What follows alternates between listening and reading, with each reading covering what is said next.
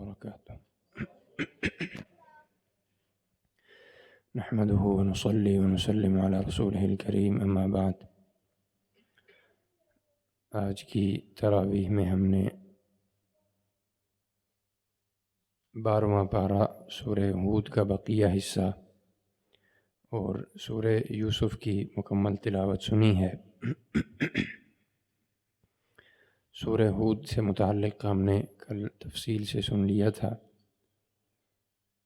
جس کے آخر میں آج کی آیات میں سورہ حضرت موسیٰ علیہ السلام کا قصہ مختصراً اللہ تعالیٰ نے اس کی جانب اشارہ فرمایا، اور پھر نبی صلی اللہ علیہ وسلم کو ثابت قدمی کا حکم دیا اور کفار کی جانب مائل ہونے سے منع فرمایا۔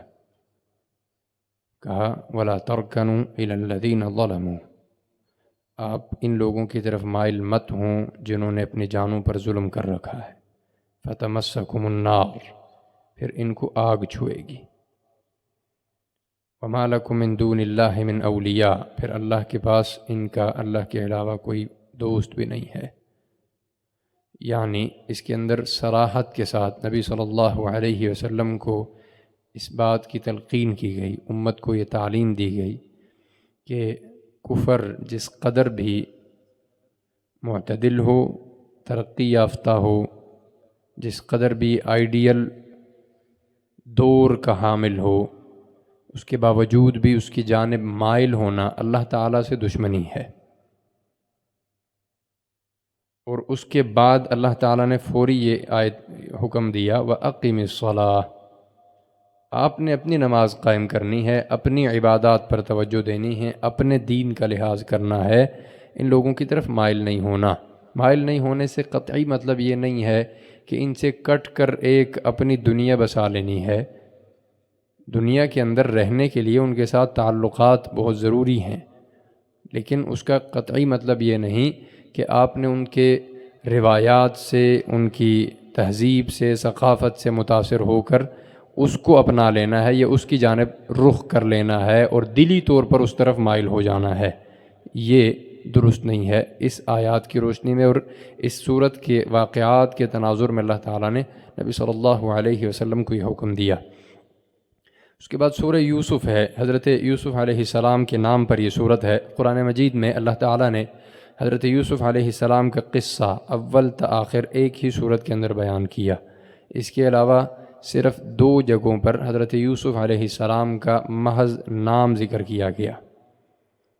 اور قرآن مجید کی یہ سورت ایک ایسی بہترین اور شاندار اسلوب والی سورت ہے جس کے اندر واقعے کے آغاز سے لے کر اختتام تک مکمل بیان کیا گیا، مگر نہ قرآن مجید کا عمومی اسلوب یہ ہے کہ کسی واقعے کا کوئی حصہ کسی جگہ پر ذکر کیا جاتا ہے، دوسری صورت میں اس کا دوسرا حصہ ذکر کیا جاتا ہے۔ مثلا حضرت موسیٰ علیہ السلام کا واقعہ وہ 9ویں پارے کے اندر اللہ تعالیٰ نے اس کو ذکر کیا، لیکن اس کا صرف وہ حصہ مذکور ہے جو حضرت موسیٰ علیہ السلام فرعون کے پاس تشریف لے آئے، اور جو اس سے پہلے کا واقعہ تھا مصر چھوڑ کر گئے، مدین میں رہے، پھر اس کے بعد واپسی آپ کی ہوئی، راستے میں کیا ہوا، نبوت آپ کو کیسے دی گئی، وہ سارا واقعہ اللہ تعالیٰ نے تقریباً 19ویں اور 20ویں پارے کے اندر بیان فرمایا۔ یہ اسلوب کے اعتبار سے ایک شاندار صورت ہے، اسی لیے اللہ تعالیٰ نے فرمایا نحن نقص علیک احسن القصص، ایک شاندار واقعات میں سے ایک واقعہ۔ یہ واقعہ حضرت یوسف علیہ السلام کے نام سے ہے۔ یوسف علیہ السلام کے بارے میں نبی صلی اللہ علیہ وسلم نے فرمایا کریم، انہو کریم، وہ خود کریم تھے، ابن الکریم، ابن الکریم، ابن الکریم تھے۔ اب یہ انسانی تاریخ کے شاندار نسب میں سے ایک ہے۔ شاندار نسب کیسے کہ حضرت یوسف علیہ السلام خود نبی تھے، ان کے والد حضرت یعقوب وہ بھی نبی تھے، ان کے والد حضرت اسحاق وہ بھی نبی تھے، اور ان کے والد حضرت ابراہیم وہ بھی نبی تھے۔ 5 لوگ ایک ہی لڑی میں، ایک ہی شجرے میں مسلسل نبوت ان کے اندر چلی آ رہی ہے۔ یہ نسب کا اعلیٰ ترین معیار انسانی تاریخ کے اندر ہمیں ملتا ہے۔ اسی لیے نبی صلی اللہ علیہ وسلم نے حضرت یوسف علیہ السلام کو الکریم کہا۔ اس سارے واقعے کو، اس صورت کا جو واقعے کا جو تناظر ہے اس کو بیان کرنا ایک لمبی اس کے لیے وقت درکار ہے۔ مختصراً میں آپ کو اس کی بنیادیں اور اس کے اسباق آپ کے سامنے ذکر کیے دیتا ہوں۔ اس صورت کے اندر نبی صلی اللہ علیہ وسلم سے کافی ساری مماثلت ہے۔ نبی صلی اللہ علیہ وسلم مکہ میں تھے، آپ کو اپنے ہی لوگوں کی جانب سے، اپنے خاندان کی جانب سے بڑی شدید مزاحمت کا سامنا تھا۔ وہ آپ کے خلاف منصوبے بندی کیا کرتے، آپ کے ساتھیوں کو سزا دیتے، آپ کے خلاف ہر قسم کا قدم اٹھانے سے وہ چوکتے نہیں تھے، اور ہمہ وقت اسی کوشش میں لگے رہتے کہ ہم اس کو ناکام کر دیں، اس کو خواب و خاسر کر دیں۔ اللہ تعالیٰ نے نبی صلی اللہ علیہ وسلم کو مخاطب کیا، فرمایا انہم لا یکذبونک، آپ کیا سمجھ رہے ہیں کہ یہ آپ کو جھٹلا رہے ہیں؟ آپ کو تو نہیں جھٹلا رہے، آپ کو تو کچھ نہیں جا رہا۔ وَلَٰكِنَّ الظَّالِمِينَ بِآيَاتِ اللَّهِ يَجْحَدُونَ، آپ تو اللہ کا پیغام لائے ہوئے ہیں، آپ کا اپنا تو کچھ نہیں ہے۔ اگر یہ جھٹلا رہے ہیں تو دراصل اللہ کو جھٹلا رہے ہیں، آپ صرف ایک پیغام لائے ہیں، آپ کا اپنا تو کچھ نہیں ہے، آپ اللہ رب العزت کی جانب سے ایک مشن پر ہیں، آپ کو اس لیے اس جانب توجہ نہیں کرنی چاہیے۔ فَاصْبِرْ كَمَا صَبَرَ أُولُو الْعَزْمِ مِنَ الرُّسُلِ، آپ اس طرح صبر کیجئے جس طرح اولو العزم پیغمبروں نے صبر کیا تھا۔ وَلَا تَسْتَعْجِلْ لَهُمْ، ان کے لیے جلدی نہ کیجئے۔ اب اس کے اندر صبر سب سے پہلی حضرت یوسف علیہ السلام کے اس واقعے کے اندر ہے۔ صبر کی ایک انتہا ہے کہ اتنا صبر کہ ہو نہیں سکتا، اور اس کے بعد مخالفین کی منصوبہ بندی، اس کی بھی ایک ایسی مثال ہے جو کہیں نہیں ملتی کہ انہوں نے نقصان پہنچانے کی انتہا کر دی۔ اور پھر اس کے بعد اللہ تعالیٰ نے یہ بھی مماثلت اس صورت کے اندر ہمیں نظر آتی ہے کہ معاشرتی اعتبار سے حضرت یوسف جس معاشرے میں گئے، حضرت رسول اللہ صلی اللہ علیہ وسلم جس معاشرے میں تھے، وہ اپنی اخلاقی گراوٹ کے اعتبار سے بھی اس کے اندر مماثلت تھی۔ مثلا حضرت یوسف علیہ السلام کو ان کے بھائیوں نے حسد میں اٹھا کر کنویں میں جا پھینکا۔ اپنے والد کے ساتھ ان کی محبت بہت زیادہ تھی، انہوں نے والد کے ساتھ مکر کیا اور حضرت یوسف کو لے جا کر کنویں میں پھینک دیا۔ اپنے والد کو آ کر کہا کہ ان کو بھیڑیا کھا گیا۔ اب یہ بچے کی، بیٹے کی جدائی ہے جو محض ابھی ابتدائی سالوں کا ہے، اور اس پر حضرت یعقوب نے کیا جواب دیا؟ فَصَبْرٌ جَمِيلٌ، کہا کہ تم جھوٹ بول رہے ہو، اس میں کوئی شک نہیں ہے، لیکن اس کے علاوہ ابھی میں صرف صبر کروں گا۔ واللہ المستعان علی ما تصفون، جو تم بیان کر رہے ہو اس پر اللہ ہی مستعان ہے، وہی اس کا نگہبان ہے، وہی اس کی حقیقت کو جاننے والا ہے۔ حضرت یوسف علیہ السلام کو انہوں نے کنویں میں پھینکا۔ ادھر حال یہ ہوا، ایک قافلہ آیا، اس نے حضرت یوسف علیہ السلام کے جس کنویں میں ان کو پھینکا گیا تھا اس میں ڈول ڈالا کہ پانی نکالا جائے۔ ڈول جب نکالا تو ایک چھوٹا سا بچہ اس ڈول کے ساتھ اوپر آ گیا۔ ان کو تو نہ سمجھ آئی یہ کیا معاملہ ہے، وہ خوش اس بات پر تھے۔ اس زمانے میں غلاموں کا رواج تھا، انہوں نے ان کو لیا اور مصر کے بازار میں لے جا کر بیچ دیا انتہائی کم داموں پر، کیونکہ ان سے سوال و جواب متوقع تھے کہ بھئی یہ لائے کدھر سے ہو، کہیں اغوا تو نہیں کر لائے۔ تو حضرت یوسف علیہ السلام بکے، کدھر پھینکے گئے؟ عراق کے ایک کنویں کے اندر، ایک اندھے کنویں کے اندر، صحرا میں، جو لوگوں کے راستے پر چلتے ہوئے محض مسافروں کے لیے بنایا گیا تھا، آبادی بھی نہیں تھی۔ پھینکنے والوں نے اس ارادے سے پھینکا کہ اس سے ابدی پکی جان چھوٹ جائے گی، لیکن جب اللہ رب العزت نے ان کے لیے ایک فیصلہ کیا تو نکالنے والوں نے نکال کر مصر کے بازار میں بیچا، خریدنے والوں نے اس کو مصر کے اقتدار کے ایوانوں میں جا پہنچایا۔ اور پھر اس کے بعد حضرت یوسف علیہ السلام ایک نئی مصیبت میں پھنسے، ایک نئے امتحان میں۔ وہ امتحان کیا تھا کہ یوسف علیہ السلام بادشاہ کے گھر میں ہیں اور بادشاہ کی بیوی حضرت یوسف علیہ السلام پر فدا ہے، اور اس نے ان کو دعوت گناہ دی، اللہ رب العزت نے اس سے بری کر دیا، نتیجتاً حضرت یوسف کو اٹھا کر قید میں پھینک دیا گیا۔ اس سے پہلے اللہ تعالیٰ نے چند آیات میں اس معاشرے کی عکاسی کی، فرمایا وَقَالَ نِسْوَةٌ فِي الْمَدِينَةِ امرأۃ العزیز تراود فتاها عن نفسه۔ اس سے معلوم ہوتا ہے کہ وہ معاشرہ جس کو ہمارے ہاں ایلیٹ کلاس کہتے ہیں، جو اعلیٰ پائے کی کلاس ہوتی ہے، وہ ان کی جو محفل ہے، ان کی جو تقریب ہے، ان کی جو بیٹھک ہے، اس کا ماحول اللہ تعالیٰ نے بتایا۔ کیا شہر کی جو شرفاء کی امراء کی بیویاں تھیں وہ آپس میں بیٹھ کر کہنے لگیں کہ یوسف کو، جو بادشاہ کی بیوی ہے، عزیز مصر کی جو بیوی ہے، وہ بھٹکانا چاہتی تھی اور وہ گمراہ نہیں کر سکی، یہ تو اس کا کوئی کمال نہیں ہے۔ تو جب عزیز مصر کی بیوی کو اس بات کا علم ہوا کہ میری پورے مصر کے اندر، پورے شہر کے اندر میری ناک کٹ گئی ہے کہ میں ایک خوبرو جوان کو اپنی جانب متوجہ نہیں کر سکی، یہ تو میرے حسن پر انتہائی بڑا سوال ہے۔ اس نے ان عورتوں کو بلایا، کہا کہ ایسا نہیں ہے کہ میں اس میں کامیاب نہیں ہو سکی، یہ بندہ ہے ہی ایسا، اس کا کردار ہی اتنا بلند ہے، یہ اتنی شاندار تربیت اس کی کہیں ہوئی ہے، مجھے سمجھ نہیں آتی۔ انہوں نے کہا ایسا تو نہیں ہو سکتا، دنیا میں کوئی ایسا بندہ ہے بھی جو اس قدر شاندار گھرانے کو، اس قدر شاندار موقع کو، اس قدر عالی شان مالدار طبقے کو رد کر سکے؟ اس نے کہا پھر ٹھیک ہے، تم خود اندازہ کر لو۔ لہٰذا اس نے ایک بہت بڑی محفل لگائی، محفل لگا کر اس نے حضرت یوسف کو حکم دیا، چونکہ وہ غلام تھے، کہا کہ تم ان کے درمیان نکلو، اور ان عورتوں نے آپ کو اپنی جانب لبھانے کی بہت کوشش کی۔ حضرت یوسف نے ان کی جانب نہ دیکھا۔ وآتت كل واحدة منهن سكينا وقالت اخرج عليهن فلما رأينه أكبرنه وقطعن أيديهن۔ یہاں پر بعض مفسرین نے، جس کو میں ہر سال کوشش کرتا ہوں ذکر کروں، یہ لکھا کہ حضرت یوسف علیہ السلام کا حسن اس قدر دوبالا تھا، اس قدر شاندار تھا اور حسین۔ نبی صلی اللہ علیہ وسلم نے فرمایا معراج میں جب آپ نے حضرت یوسف کے ساتھ ملاقات کی تو کہا کہ ان کو حسن کا، زمین کے حسن کا نصف دیا گیا ہے۔ شطر کے الفاظ ہیں اس کے اندر، شطر بعض نصف کو کہا جاتا ہے، بعض بڑے حصے کو بھی کہا جاتا ہے۔ اس قدر حسین جوان تھے۔ جب وہ نکلے تو بعض لوگوں نے لکھا کہ وہ اس قدر خوبصورت تھے کہ ان عورتوں کو سمجھ ہی نہ آئی کہ ہم پھل کاٹ رہے ہیں یا اپنے ہاتھ کاٹ رہے ہیں، لیکن یہ ایسا نہیں ہے، اس لیے کہ حضرت یوسف علیہ السلام بچپن سے لے کر جوانی تک اسی معاشرے میں رہے ہیں، انہی گلیوں میں گھومتے رہے ہیں، انہی ایوانوں میں آپ اپنی ذمہ داریاں ادا کرتے رہے ہیں۔ آپ غلام تھے، آپ وہاں پر اپنی ذمہ داری کو نبھاتے رہتے تھے۔ ایسی بات نہیں تھی کہ آپ پہلی بار اس معاشرے میں یا اس محفل میں نکلے۔ اس کا اعتراض بعض لوگوں نے یہ بھی لکھا کہ جی اس سے پہلے حضرت یوسف کو صرف برقع پہنا کر رکھا جاتا تھا اور اس موقع پر آپ کا حسن لوگوں کے سامنے ظاہر کیا گیا۔ یہ ایک ایسی بات ہے جو بے سروپا ہے، اس کی کوئی بنیاد نہیں ہے۔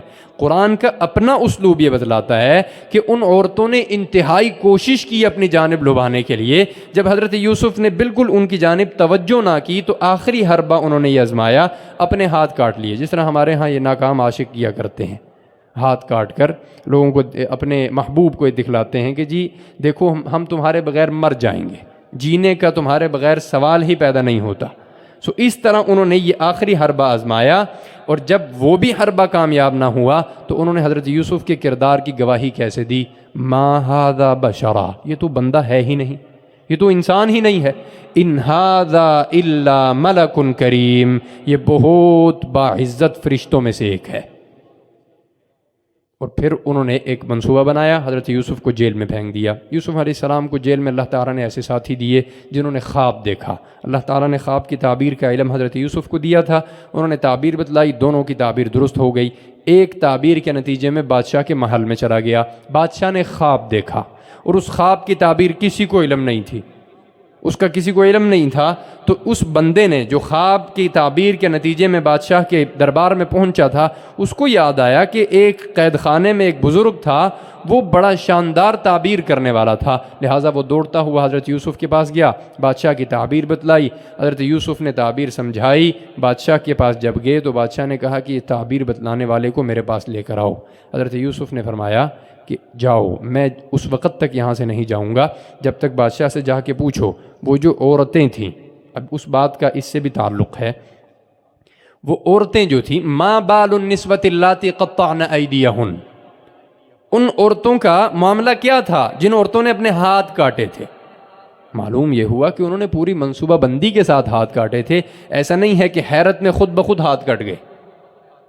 فرمایا کہ ان سے جا کر پوچھو جو انہوں نے ہاتھ کاٹے تھے ان کا معاملہ کیا ہے۔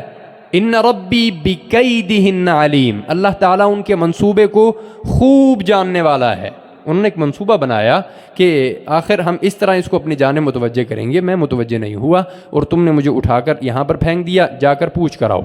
جب وہ گئے تو حضرت یوسف علیہ السلام کا معاملہ ان عورتوں کے سامنے پیش کیا گیا. عزیز مصر کی بیوی نے کہا الآن حصحص الحق, اب حق واضح ہو گیا ہے. انا راودتہ عن نفسی, میں نے اس کو اپنے آپ سے بہکایا تھا. وانہ لمن الصادقین, اور یہ سچوں میں سے ہے. حضرت یوسف کے سچ کی گواہی دے دی. یہاں پر یہ بات معلوم ہوئی کہ بالآخر اللہ تعالیٰ آپ کو اس داغ سے, اس تہمت سے نجات دے ہی دیتے ہیں جس کے اندر آپ اپنے عقیدے پر, اپنی بنیاد پر, اپنے کردار پر مضبوطی سے ڈٹ جائیں اور اللہ کا تقوی اپنے دل میں رکھیں. نتیجتاً اللہ رب العزت ساری دنیا کے سامنے آپ کی بے گناہی کو ثابت کر دیتے ہیں. یہاں پر حضرت یوسف کی عجز اور انکساری بھی معلوم ہوتی ہے. انہوں نے یہ نہیں کہا کہ میں ہوں ہی بڑا اچھا بندہ اسی لیے میں بہکایا نہیں جا سکا, یا میرا کردار ویسے ہی بڑا اعلیٰ ہے. ہمارے یہاں پر کسی کی کو نیکی سامنے آ جائے تو وہ اپنے آپ میں اتراتے ہوئے اس کو ختم نہیں ہوتا. اس کو لگتا ہے کہ میرے اندر ایک ایسی چیز ہے جس کے اندر میں بڑا اعلی پائے میں پہ فائز ہوں. حضرت یوسف نے فرمایا ذالک لیعلم انی لم اخنہ بالغیب وان اللہ لا یہدی کید الخائنین وما ابرئ نفسی ان النفس لامارۃ بالسوء الا ما رحم ربی. ایسا نہیں ہے کہ میں کوئی اپنے اندر میرے کوئی ایسا ٹیلنٹ ہے کہ میں بچ گیا. یہ نفس امارہ ہے ہی ایسی چیز کہ انسان کو برائی کی جانب رغبت دلاتی ہے, لیکن جس پر میرا رب رحم کرے وہ بچ جاتا ہے. سو حضرت یوسف نے اپنی اس بہت بڑی کردار کی جو بنیاد ہے اس کی گواہی بھی اللہ رب العزت کی طرف کر دی کہ یہ اللہ کا کمال ہے, یہ میرا کمال نہیں ہے. اللہ تعالیٰ نے مجھے اس گناہ سے بچایا ہے. پھر اللہ تعالیٰ نے ان کو مصر کے اقتدار پر جلوہ افروز کیا, اور پھر اللہ تعالیٰ نے حضرت یوسف علیہ السلام پر وہ دن لے آئے جو ان کے بادشاہ کے خواب کے نتیجے میں قحط کے سال تھے. ان سالوں میں پورے علاقے کے اندر قحط پھیلا, لوگوں کے پاس غلہ نہیں تھا. بادشاہ کے پاس غلہ لینے آتے تھے, ان میں حضرت یوسف کے بھائی بھی تھے. وہ آئے, پہلا سفر ان کا ہوا. انہوں نے حضرت یوسف کو کہا ہمارا ایک بھائی ہے. یوسف علیہ السلام کا وہ سگا بھائی تھا, ان کا سوتیلا تھا. یہ سارے بھائی سوتیلے تھے. انہوں نے حضرت یوسف سے کہا ہمارا ایک بھائی ہے جو گھر پر ہے, والد کے ساتھ ہے, اس کے لیے بھی ہمیں غلہ چاہیے. حضرت یوسف نے دے دیا اور کہا دوسری بار خالی نہیں آنا. جب وہ دوسری بار آئے تو دوسرے بھائی کو اپنے والد سے لڑ جھگڑ کر لے آئے. حضرت یوسف علیہ السلام نے اپنے بھائی کو اپنے پاس رکھ لیا. وہ واپس گئے اور والد سے کہا کہ بھائی آپ کے بیٹے نے تو چوری کی ہے. یہ حضرت یعقوب پر دوسرا بڑا حملہ تھا, یہ ان پر دوسرا بڑا صدمہ تھا جو انہیں برداشت کرنا پڑا. انہوں نے اس موقع پر یہ الفاظ کہے, اللہ تعالیٰ نے اس کو نقل کیا. حضرت عمر رضی اللہ تعالیٰ عنہ فجر کی نماز میں اس سورت کو بہت زیادہ پڑھا کرتے تھے, اور یہی الفاظ آپ پڑھ رہے تھے جب آپ پر حملہ کیا گیا. انما اشکو بثی وحزنی الی اللہ, میں اپنا غم, اپنی تکلیف, اپنی پریشانی اللہ رب العزت کے سپرد کروں گا, اسی کے سامنے اس کی شکایت کروں گا. دنیا کا کوئی سہارا, کوئی ذریعہ ایسا نہیں ہے جو میری اس تکلیف کو, میری اس پریشانی کو حل کر سکے. وَأَعْلَمُ مِنَ اللَّهِ مَا لَا تَعْلَمُونَ, اور میں اللہ سے وہ جانتا ہوں جو تم نہیں جانتے. اس کے بعد انہوں نے تیسرا سفر کیا حضرت یوسف کے پاس. اس دوران کہ حضرت یوسف کا سگا بھائی ان کے پاس تھا. جب وہ سفر کر کے آئے, انہوں نے کہا اے عزیز بادشاہ, آپ کے اس عمل کی وجہ سے ہمیں بڑی تکلیف پہنچی ہے, ہمارے والد کو بڑی تکلیف پہنچی ہے, آپ ہمیں غلہ بھی دیں, ہمارا بھائی بھی ہمارے سپرد کر دیں. تو حضرت یوسف نے فرمایا اِنَّكَ لَأَنْتَ یوسف, اپنے ان بھائیوں کو اس سفر کے اندر مخاطب کر کے, کیا تمہیں معلوم ہے تم نے یوسف کے ساتھ کیا کیا تھا؟ جب حضرت یوسف کو کنویں میں پھینکا جانے لگا تو اللہ تعالیٰ نے اس وقت اس حضرت یوسف کی جانب وحی کی. وہ چھوٹا سا بچہ جس کو گھسیٹ کر زبردستی, اس کو آپ تصور کریں کہ کھینچ کر زبردستی روتے دھوتے ہوئے آپ اٹھا کر ایک اندھے کنویں میں پھینک رہے ہیں, کہ ایسے وقت میں اللہ تعالیٰ نے ان کی جانب وحی کی لَتُنَبِّئَنَّهُمْ بِأَمْرِهِمْ هَذَا, ایک وقت ایسا آئے گا کہ جب تم اپنے ان بھائیوں کو اس واقعے کے بارے میں بتلاؤ گے کہ تم نے یوسف کے ساتھ کیا کیا تھا. اور یہ وقت آیا. اللہ تعالیٰ نے نقل کیا کہ حضرت یوسف نے اپنے بھائیوں کو مخاطب کر کے کہا اِنَّكَ لَأَنْتَ يُوسُف هَلْ عَلِمْتُمْ مَا فَعَلْتُمْ بِيُوسُف, تمہیں معلوم ہے تم نے یوسف کے ساتھ کیا کیا تھا, اِذْ أَنْتُمْ جَاهِلُونَ, جب تم جاہل تھے. قالوا, وہ بڑے پریشان ہوئے. انہوں نے کہا اس زمین پر اس واقعے کے بارے میں دو ہی لوگ ہیں جنہیں معلوم ہے, ایک یا تو ہم ہیں, ایک یا یوسف ہے. اب ہم نے کسی کو بتلایا نہیں یا پھر یہ یوسف ہے. سو انہوں نے اپنے اس شک کی بنا پر کہا اِنَّكَ لَأَنْتَ یوسف، کیا آپ یوسف تو نہیں ہیں؟ قال انا یوسف، انہوں نے کہا ہاں میں ہی یوسف ہوں. ھذا اخی، یہ میرا بھائی ہے. قد من اللہ علینا، اللہ نے مجھ پر بہت بڑا احسان کیا ہے. یہاں پر ایک عقیدہ ہے جس کی نشاندہی اللہ تعالیٰ نے پچھلی آیات میں فرمائی کہ دنیا کی کوئی طاقت آپ کے خلاف بہت بڑے منصوبے بنائے، نقصان پہنچانے کی کوشش بھی کرے، اپنے تئیں انہوں نے ایک ایسا منصوبہ بنایا جس کے اندر کسی قسم کا کوئی جھول نہیں چھوڑا، اور آپ کو لگتا ہے کہ سارے راستے بند ہو گئے. اس موقع پر اللہ تعالیٰ نے یہ آیت نازل فرمائی جو مسلمانوں کے لیے ایک ایسی شاندار کرن ہے امید کی کہ نا امیدی کو ختم کر دینے والی ہے. واللہ غالب علی امرہ. ایک ساری دنیا کے لوگ ایک منصوبہ بناتے ہیں، آپ کے خلاف ایک ترتیب بناتے ہیں، آپ کو نقصان پہنچانے کی کوشش کرتے ہیں. نبی صلی اللہ علیہ وسلم کو قتل کے ارادے سے ابو جہل نے 11 قبیلے کے لوگوں کو اکٹھا کر کے ایک فیصلہ کیا، ایک منصوبہ بنایا. اللہ تعالیٰ نے حکم دیا اور وہ آپ صلی اللہ علیہ وسلم اس منصوبے نکل گئے، اس سے بچ کر چلے گئے. اللہ تعالیٰ نے فرمایا واللہ غالب علی امرہ. ایک فیصلہ اللہ کرتا ہے اور اللہ اس فیصلے کی تنفیذ کے اندر اس کو نافذ کرنے میں غالب ہے. اللہ تعالیٰ سے طاقتور کوئی بھی نہیں ہے. اس لیے آپ کو یہ غم کرنے کی قطعی ضرورت نہیں ہے فلاں میرے خلاف بات کر رہا ہے، فلاں میرے خلاف سوچتا ہے، فلاں میرے خلاف یہ منصوبہ بنا رہا ہے، فلاں نے میرے راستے میں یہ روڑے اٹکانے شروع کر دیے ہیں تو میرے لیے تو بڑی پریشانی ہے. نہیں، آپ کے لیے سبق یہ ہے انہ من یتق، پہلا کہ اللہ کا تقوی اپنے دل میں رکھنا ہے، اس کے بارے میں عقیدے کو پختہ رکھنا ہے، اس کا خوف اپنے دل میں رکھنا ہے، اس کے دین پر عمل پیرا رہنا ہے. وَيَصْبِرْ، اور پھر دنیاوی اعتبار سے صبر کرنا ہے. فَإِنَّ اللَّهَ لَا يُضِيعُ أَجْرَ الْمُحْسِنِينَ، اللہ پھر ایسے لوگوں کی نیکی کو ضائع نہیں کرتا، اللہ پھر ان کو نتیجہ دیتا ہے. اللہ تعالیٰ ویسے ہی نتیجہ دیتا ہے جیسے اندھے کنویں سے حضرت یوسف کو اٹھا کر مصر کے اقتدار پر بٹھایا. اللہ پھر ایسے ہی نتیجہ دیتا ہے جیسے نا امیدی کی انتہا سے اللہ تعالیٰ نے حضرت یعقوب کو امید کی اس انتہا تک پہنچایا کہ انہوں نے دور سے آتی ہوئی حضرت یوسف کی قمیض پر کہا مجھے یوسف کی خوشبو آ رہی ہے. اور پھر ان بھائیوں کو تو پتہ لگ گیا کہ یہ تو بڑا مسئلہ ہو گیا، تو انہوں نے کہا یوسف اللہ تعالیٰ نے تجھے ہم پر بہت بڑا ترجیح دی ہے، اللہ نے تیرے پر بڑا احسان کیا ہے، ہم تو معافی کے طلبگار ہیں. اور یہ کسی نبی کا ہی یہ جگرا ہے، یہ اسی کا ظرف ہے کہ اس نے ایک اس قدر بڑی زیادتی کرنے والے بھائیوں کو معاف کر دیا. اور نبی صلی اللہ علیہ وسلم نے مکے میں آپ صلی اللہ علیہ وسلم جب داخل ہوئے، یہ وہ لوگ تھے جنہوں نے حضرت رسول اللہ صلی اللہ علیہ وسلم اور آپ کے صحابہ کو قدم قدم پر آپ کے ساتھ ظلم اور جبر کیا تھا. اس قدر ظلم کہ حضرت بلال کا آپ ظلم دیکھ لیں، ان کے بارے میں پڑھ لیں، آپ کو اندازہ ہو جائے. ایک صحابی کو کوئلے پر لٹایا گیا اور پھر وہ کوئلہ ان کے پسینے سے خون سے خشک ہوا تو جان چھوٹی، وگرنہ ان کو کوئلے سے نہیں اٹھایا گیا. حضرت بلال کی گردن پر رسی ڈال کر ان کو مکے میں پھرایا جاتا تھا اور ان کو گرم ریت کے اوپر پھرایا جاتا، اور جب وہ تھک جاتے تو گرم چٹان نما پتھر اٹھا کر آپ کے سینے پر رکھ دیتے. اس قدر اعلیٰ مثالی ظلم حضرت رسول اللہ اور آپ کے ساتھیوں پر ہوا. اللہ تعالیٰ نے یہی مثال حضرت رسول اللہ صلی اللہ علیہ وسلم نے اس فتح مکہ کے موقع پر دی کہ جب سارے لوگ آپ کے سامنے سر جھکائے کھڑے تھے، انہیں معلوم تھا ہم بہت بڑے مجرم ہیں، اب کوئی بہت بڑا فیصلہ ہونے والا ہے، تو نبی صلی اللہ علیہ وسلم نے اس موقع پر یہ الفاظ کہے جو حضرت یوسف نے اپنے بھائیوں سے کہے تھے، لا تثریب علیکم اليوم، تم پر آج کے دن کسی قسم کی کوئی ملامت نہیں ہے، جاؤ میں نے تمہیں معاف کیا. یغفر اللہ لکم، اللہ بھی تمہیں معاف کرے. وہو ارحم الراحمین، اور بہت زیادہ رحم کرنے والا ہے. حضرت یوسف کے والد حضرت یعقوب اور ان کے بھائی پھر مصر میں گئے، آپ کے سامنے سجدہ ریز ہوئے. اس وقت بادشاہ کے سامنے سجدہ ریز ہوا جاتا تھا احترام کے لیے، اور اس کی سابقہ شریعتوں میں اجازت تھی، اس شریعت میں ممنوع ہے. اور حضرت یوسف نے اس موقع پر اپنے والد سے کہا ہذا، یہ وہ دن ہے جس دن اللہ تعالیٰ نے میرے اس خواب کی تعبیر کی تکمیل فرما دی. یہ میرے خواب کی تعبیر ہے۔